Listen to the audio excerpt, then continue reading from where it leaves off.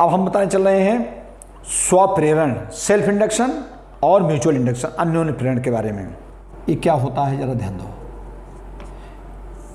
जब किसी कुंडली में, कोई कुंडली हो, कॉइल जो होती है, जब किसी कॉइल में प्रवाहित धारा के मान में परिवर्तन किया जाता है तो कुंडली में एक प्रेरित विद्युत वाहक बल उत्पन्न हो जाता है। जब किसी कुंडली में कॉइल है और उसमें हम बाहर सर्किट से धारा प्रवाहित कर रहे हैं, करंट प्रवाहित कर रहे हैं, उस करंट के मान में हम बार बार परिवर्तन कर रहे हैं या उसको शून्य कर दे रहे हैं, बढ़ा दे रहे हैं, तो उस कुंडली में एक प्रेरित विद्युत वाहक बल उत्पन्न हो जाता है, जिसकी दिशा जो होती है, जो मुख्य धारा होती है, उसके विपरीत होती है।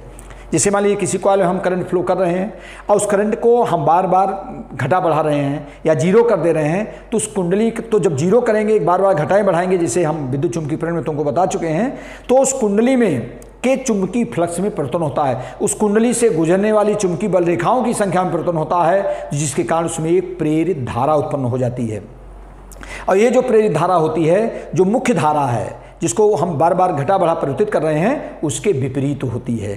तो इस क्रिया को हम स्वप्रेरण कहते हैं। स्वप्रेरण माने एक कॉइल में है, उसी में जब प्रवाहित धारा के मान में हम बार बार परिवर्तन करते हैं, घटाते बढ़ाते हैं या धारा को शून्य कर देते हैं, तो उस कुंडली में एक प्रेरित विद्युत वाहक बल उत्पन्न होता है, प्रेरित धारा उत्पन्न हो जाती है। तो इस क्रिया को, इस घटना को हम स्वप्रेरण कहते हैं, सेल्फ इंडक्शन। यही है कि कुंडली में प्रवाहित धारा के मान में परिवर्तन करने पर उस कुंडली में एक प्रेरित धारा उत्पन्न हो जाती है, लेकिन ये जो प्रेरित धारा होती है, कुंडली की जो मुख्य धारा होती है, उसके विपरीत होती है। तो इसी घटना को हम स्वप्रेरण कहते हैं। अब इसमें सबसे इंपॉर्टेंट टॉपिक है स्वप्रेरण गुणांक। स्वप्रेरण गुणांक, कोएफिशिएंट ऑफ सेल्फ इंडक्शन।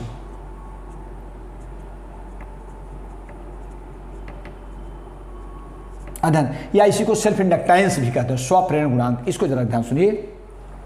मान लिया कोई कुंडली है, उसमें फेरों की संख्या n है, कुंडली में फेरों की संख्या n है। जब कुंडली में धारा I प्रवाहित करते हैं तो कुंडली के चुंबकीय फ्लक्स में परिवर्तन होता है। तो अगर एक फेरे, कुंडली जैसे मान लीजिए हमारी कुंडली है, या ध्यान दीजिए, ये कुंडली है और इसमें हमारे n फेरे हैं, ये मान लीजिए n फेरे हैं, और इसमें हम बैटरी के थ्रू इसमें करंट प्रवाहित करें। जरा ध्यान दीजिए, कुंडली में फेरों की संख्या n है। तो अगर है तो एक फेरे से बद्ध चुंबक, एक फेरे से कुंडली के, एक कुंडली में फेर, मान लिया कोई कुंडली है जिसमें फेरों की संख्या n है और कुंडली के एक फेरे से बद्ध चुंबकीय फ्लक्स फाई है, माने एक फेरे के कारण जो करंट हमारी प्रवाहित बढ़ घट रही है, उसके कारण चुंबकीय फ्लक्स फाई है। तो n फेरे हैं, तो टोटल चुंबकीय फ्लक्स ग्रंथिताओं की संख्या कितनी हो जाएगी? चुंबकीय फ्लक्स ग्रंथिताओं की संख्या, या जिसको फ्लक्स लिंकेज कहते हैं, A बराबर होता है n फाई। चुंबकीय फ्लक्स ग्रंथिताओं की संख्या, एक फेरे से बद्ध चुंबकीय फ्लक्स हमारा फाई है, एक फेरे से, और कुंडली हमारे n फेरे हैं, तो n फेरों में करंट जाएगी, तो टोटल चुंबकीय फ्लक्स ग्रंथिताओं की संख्या कितनी होगी? n phi. अब जरा ध्यान दीजिए, तो जो n फाई होती है, ये जो फ्लक्स लिंकेज या इसको फ्लक्स लिंकेज कहते हैं, ये किसके डायरेक्टली प्रोपोर्शनल होती है? कुंडली में प्रवाहित धारा I के। जो कॉइल में हम धारा प्रवाहित कर रहे हैं, जो कुंडली में धारा जा रही है, इस कुंडली में प्रवाहित धारा I के क्या होती है? समानुपाती होती है, डायरेक्टली प्रोपोर्शनल होता है। यही मेन है। एक फिर से सुन लीजिए, कुंडली में फेरों की संख्या n है, कुंडली में प्रवाहित धारा I है, तो एक फेरे से बद्ध चुंबकीय फ्लक्स कितना होगा? फाई। कुंडली के एक फेरे से बद्ध चुंबकीय फ्लक्स कितना होगा? फाई। एक फेरे से गुजरने वाली चुंबकीय बल रेखाओं से, एक फेरे के कारण चुंबकीय बल रेखाओं संख्या हमारा फाई है, तो अगर n फेरे हैं तो टोटल कितना हो जाएगा? इसमें फ्लक्स लिंकेज कितना हो जाएगा? n phi. फ्लक्स लिंकेज, चुंबकीय फ्लक्स ग्रंथिताओं की संख्या, फ्लक्स लिंकेज n फाई। ये जो n फाई होता है, ये इस कुंडली में प्रवाहित धारा I के क्या है? समानुपाती होता है। r n phi is equal to L I. यहाँ L एक नियतांक है, ये L एक कांस्टेंट है, इसी को हम कहते हैं कोएफिशिएंट ऑफ सेल्फ इंडक्शन। कुंडली का स्वप्रेरण गुणांक, इस कुंडली का क्या होगा? स्वप्रेरण गुणांक होगा। मैंने यह है कि n फाई जो फ्लक्स लिंकेज है, कुंडली से टोटल जो फ्लक्स लिंकेज है, चुंबकीय फ्लक्स ग्रंथिताओं की संख्या है, इस कुंडली में प्रवाहित धारा I के समानुपाती होती है। तो n phi directly proportional to I, r n phi is equal to L I. R L, अब इसकी डिफिनेशन कैसे निकालते हैं? यल इज इक्वल टू हो जाएगा n phi upon I। L is equal to हो जाएगा, यही यल हमारा है कोएफिशिएंट ऑफ सेल्फ इंडक्शन, स्वप्रेरण गुणांक। यल एक कांस्टेंट है, नियतांक है, जिसे स्वप्रेरण गुणांक कहते हैं। तो L is equal to n phi upon I। यदि हम मान लें, यदि I is equal to 1 ampere, if I is equal to 1 ampere, कितना है? 1 एम्पियर। अब जरा ध्यान दीजिए, आई का मान 1 एम्पियर है तो एल इजक्वल टू हो जाएगा N phi. L is equal to कितना हो गया? N phi.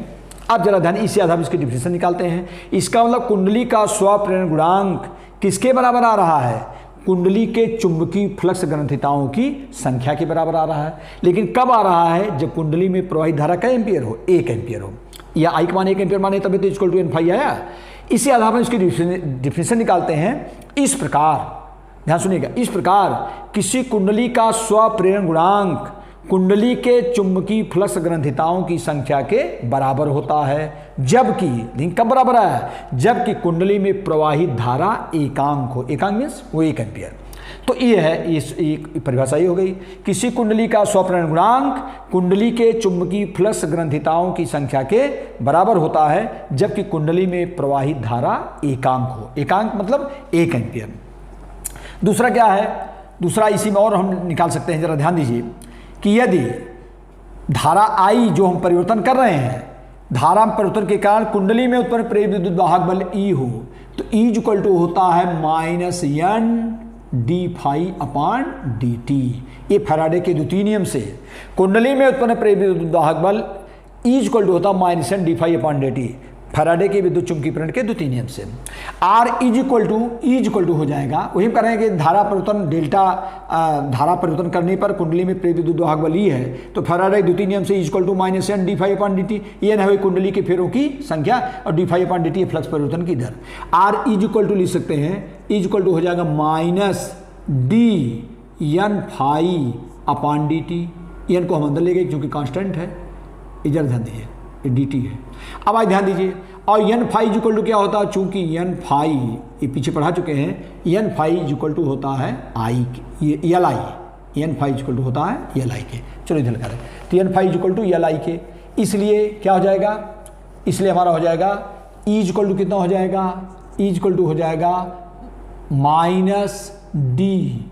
अब इसी एन फाई के स्थान पे एल आई लिख देंगे, L I upon D T, या इज इक्वल टू लिख सकते हैं माइनस, चूंकि यल कांस्टेंट होता है, यल हमारा कांस्टेंट है, तो ये आर इक्वल टू यल हो जाएगा D I upon D T. R L is equal to हो जाएगा, L is equal to minus E upon D I upon D T. यह ध्यान दीजिए, डी आई इसी एल की वैल्यू, हम चूंकि हमको एल की डिफिनेशन निकालना है, एल की वैल्यू, तो ये आके इधर डिवाइड हो गया।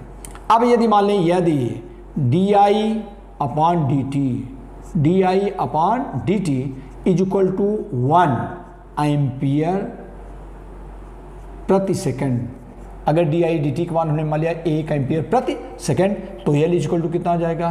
तो एल इज इक्वल टू हो जाएगा किसके?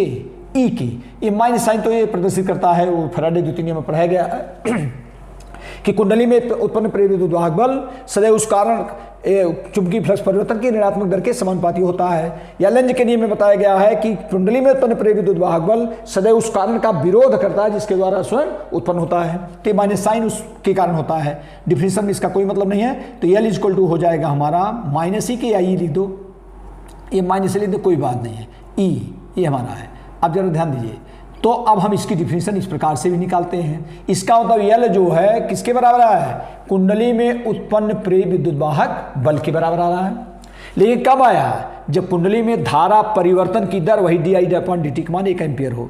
तो दूसरी डिफिनेशन है इस प्रकार से, किसी कुंडली का स्वप्रेरण गुणांक कुंडली में उत्पन्न प्रेरित विद्युत वाहक बल के बराबर होता है।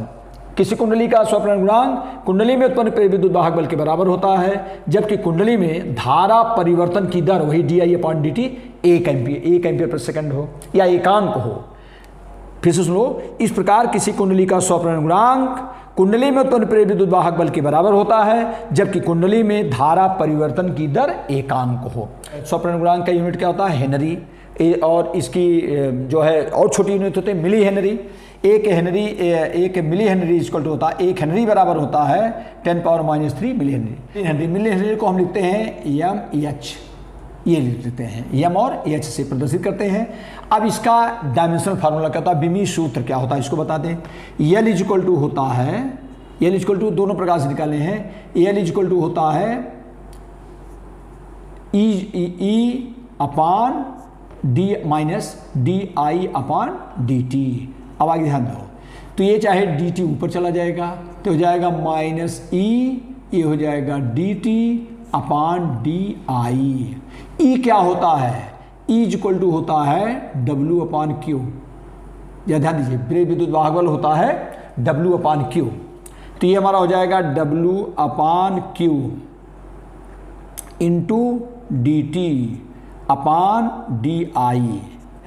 तो ये हमारा हो जाएगा डब्ल्यू इंटू डी टी